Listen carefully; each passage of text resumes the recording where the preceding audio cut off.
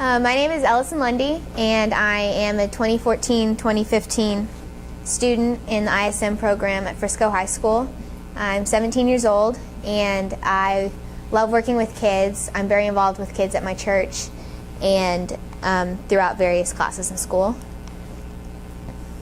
My quote for ISM this year, I'm studying child psychology, is "The purpose of human life is to serve and to show compassion and the will to help others."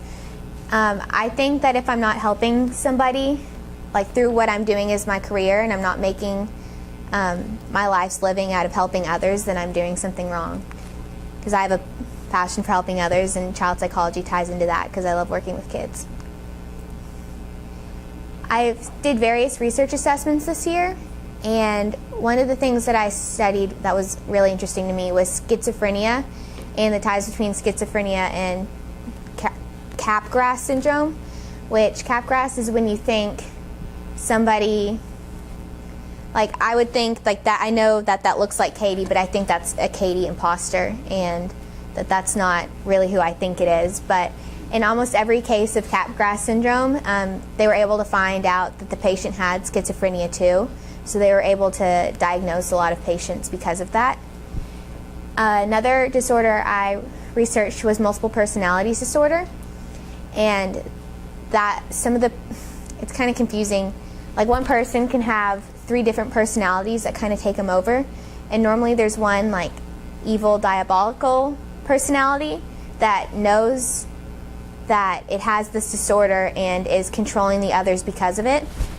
And the patients can often like harm themselves, and they don't know what's going on, and they'll wake up really confused because their entire house is rearranged, or they're wearing different clothes than when they went to bed. Normally the real person themselves is just super confused the whole time because they have no idea this is happening to them. And another thing I researched was the effects of trauma on kids, and I talked a lot about trauma with parents who had been killed through various means, and just how it really they take a step back in their development and they can regress really steeply sometimes. And the last thing I researched was group therapy in prisons, and it's in really, really bad conditions.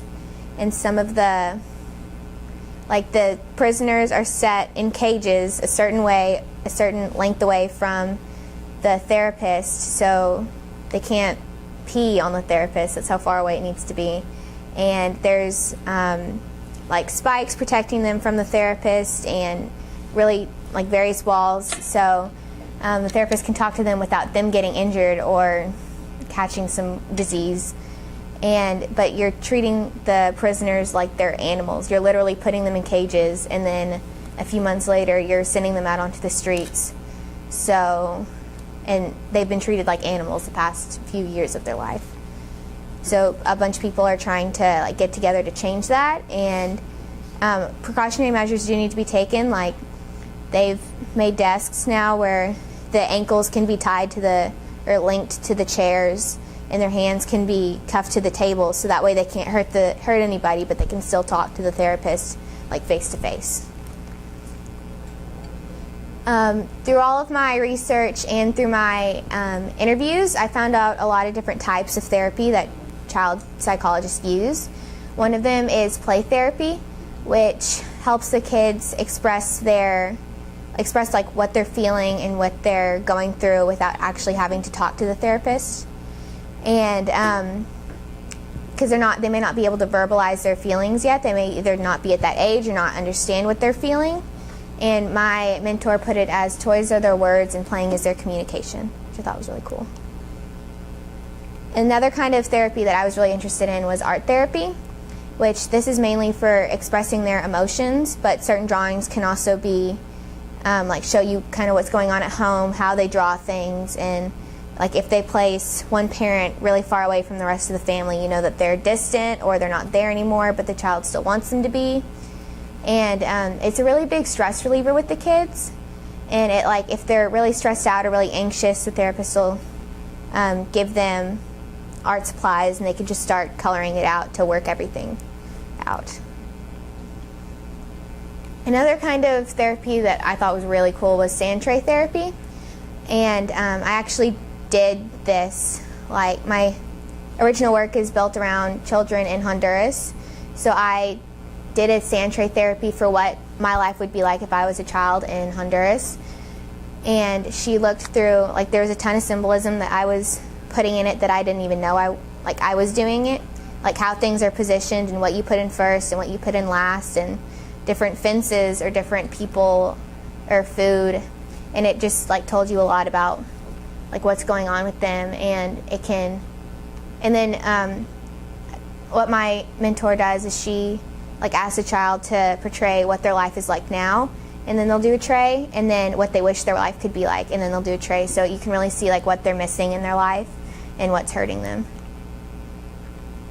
Another kind is animal therapy, and my mentor has a therapy dog named Huey. He's really adorable, and like just petting the dog and having the dog like come up and show you affection makes them feel safer and allows them to open up with their therapist to talk, just talk things through. It kind of helps them take walls down.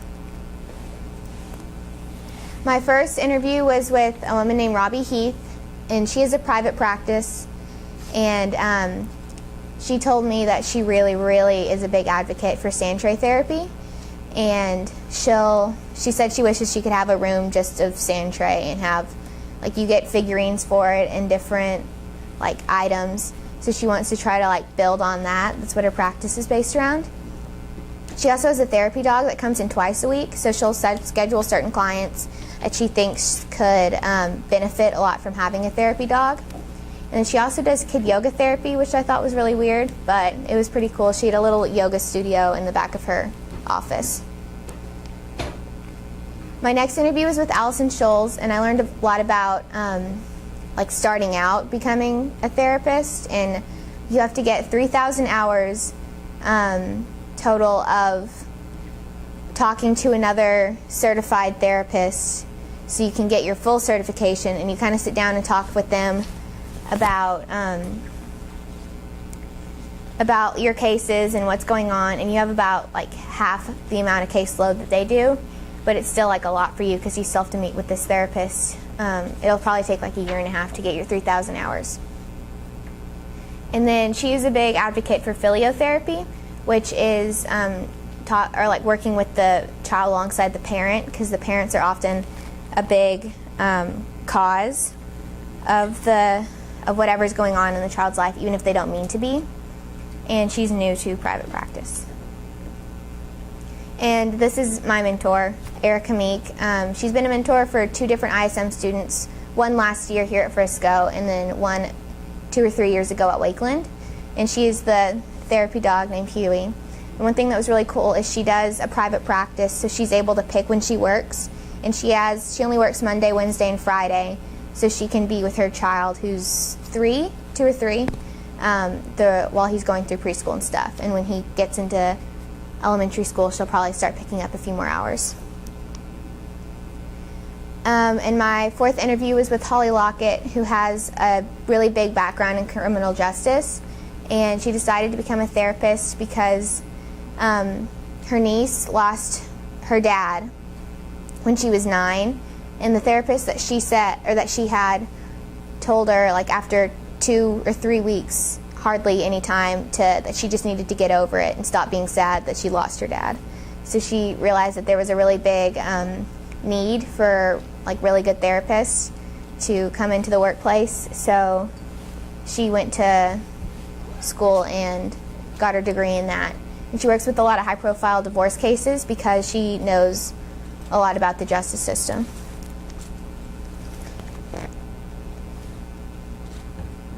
My 5th interview was with Edwina Townsend, and she works as a school counselor and in 2 different private practices, so she works a lot. And I kind of leaned away from having a school counselor as my mentor, because I realized like how many restrictions are placed on her, and she can hardly talk to the kids. There's so many more guidelines that she has to follow really strictly. And then overall with my interviews, I learned a lot about how important working with the parents is, and making sure that you're not blaming them. You're just letting them know that if for their child to change, they need to change. And I learned a lot about the effectiveness of play therapy just because everybody I interviewed was a really big advocate for it. And then lastly, grad school at UNT is really good because Dr. Landreth is the teacher, and he actually invented play therapy. So you're learning straight from the guy who invented it. And then this is my mentor. I talked about her earlier, and that's her dog, Huey. And she works part-time. She's a mom, and again, really big advocate for play therapy. For my original work, I've been doing care packages for children going through grief therapy in Catacamas, Honduras, and these were the kids that I met this summer when I went on my mission trip, and I'm officially going back again, so that's really exciting. And not these kids, but kids like them have all lost, will be providing care packages for, have all lost their parents because of the really bad work conditions there. And their dad had to become a paid assassin so he could provide for the family. And they've all been killed on the job, so there's this group that organizes stuff to help them out, and they pay for therapists to come talk to them. So my original work was research for my final product, so I found out everything I'd need to make sure my care packages would be beneficial. And then all the supplies I need, I'm going to put everything in a drawstring bag and try to find the cheapest colored pencils and sharpeners so that each kid would have a box, and not one of those metal sharpeners that can be really dangerous, but just some cheap plastic one that'll do the job and make sure that they can't turn it into a weapon. And then a composition book. We are going to do fabric and instructions on how to make a memory blanket is what we were thinking about doing. But and what they do is a child would we tell them to write down all of their really good memories that they had with their parents, so when they missed them, they could literally wrap themselves with all the good times they had with their parents. But fabric is really expensive, and Sharpies are really expensive. So we're thinking about doing something instead where you have making bracelets, and each bead represents something, and giving them a list. And I was going to talk to my Spanish teacher from freshman year and have her help me translate all of the instructions. And one thing I needed a lot of money for this, so I set up, for my final product, I set up a GoFundMe account, and thank you to everybody who donated. And so all of the money is going to go towards this, and then if I do have any money left over, we'd be giving it to the families who are going through this right now. And with the other money left over, we'd give them bubbles and stickers or fun pencils or streamers or something, just because they don't have anything that's their own. These kids have one pair of clothes, and that's what they wear. When we were doing VBS, they'd come back in the same clothes they wore every day, and some of them didn't have shoes. Their feet were all calloused and really tough because it's really dry and rocky over there. So we just wanted to give them something that's their own, and then also something that would help them remember their parent. And then raising money. I realized we were going to need about $1,000 to get all of this done. So my mentor said I made flyers, and she passed them out at her office, and then I left a stack at my dad's office that had the link to the GoFundMe account. And then I asked a lot of my friends and family if they'd donate, and it was really hard because I had to balance asking them for money for the care packages, and then a few weeks later I'm going to turn around and ask them for money for Catacamas, Honduras again so I could go. And when I go back, I'm actually going to get to meet the kids that I helped out, which is going to be really cool. And I also put a lot of stuff on social media. Where I got the most money, it was kind of funny. It was my mom's Facebook account, because she has like 700 friends, and they all helped pitch in. And then I talked to a lot of people at my church and to the parents of the kids that I teach about it and passed out flyers to them.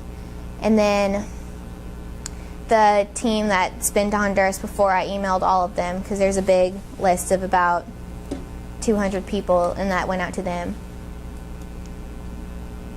So I also had to research just Honduras in general so I could make sure I was going by like their culture and I wouldn't be offending them in any way.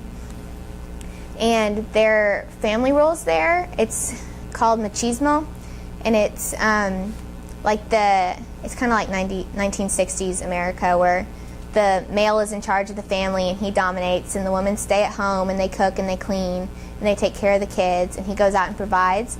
But these children that I'm helping, they've lost their dads, so they've lost their only source of income, and now some of them as young as like 4 are having to go work to help provide and just give money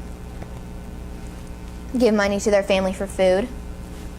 And a lot of them don't go to school because to be able to go to school, all you have to pay for is your uniform. And if you can buy your uniform, you can go to school until you need to you grow out of your uniform and you have to buy a new one. So a lot of the uniforms on the kids, like their shorts are really short and their shirts are shrunk up because they can't afford to buy new uniforms. And then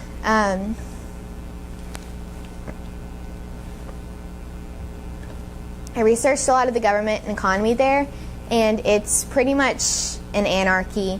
There's really no, there's the military was there with us, and they would, when we were in the circle, like the center of the town, we were having a 4th of July party they threw for us, because, 4th of July doesn't mean much to them, but they had fireworks for us, and it was really cool. But they had their military was surrounded, protecting them, so nobody would come hurt us, even though the whole town wanted our church to be there so we could build houses for some of them. But the military pretty much runs the country, and what they say goes, and there's a lot of street crime and violence, and we heard a couple nights you could hear gunshots right outside our hotel, so it was really freaky. But and then their economy is really, really poor. And actually, if you look on, back to their government, if you look on the U.S. government's website, and it tells you all the places you should go to travel and what to beware when you look at certain countries, Honduras is at the very bottom of the list. They say don't travel here under any circumstances. It's really, really dangerous. And we were right in the middle of it. It's where Catacamas is. And then I also researched a lot about grief because I needed to understand what these children were going through in order to provide art supplies for them.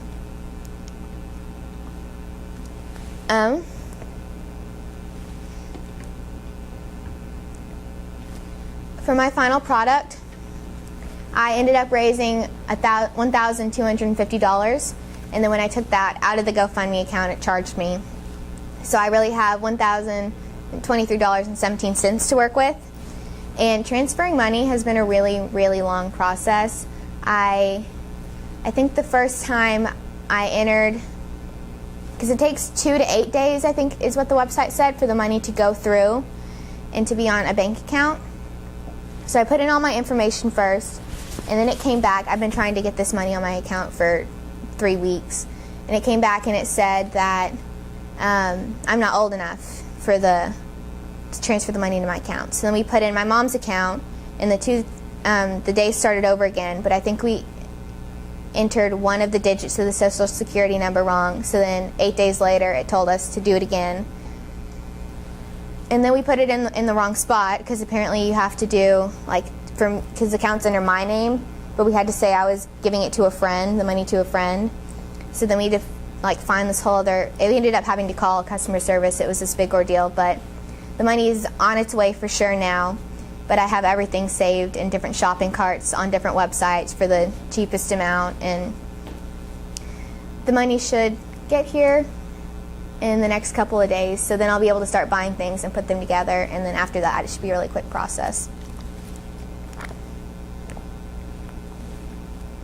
And then because the GoFundMe fee was kind of high, hopefully I'll have enough money left over to to be able to provide like the fun things for them and also give money to the families.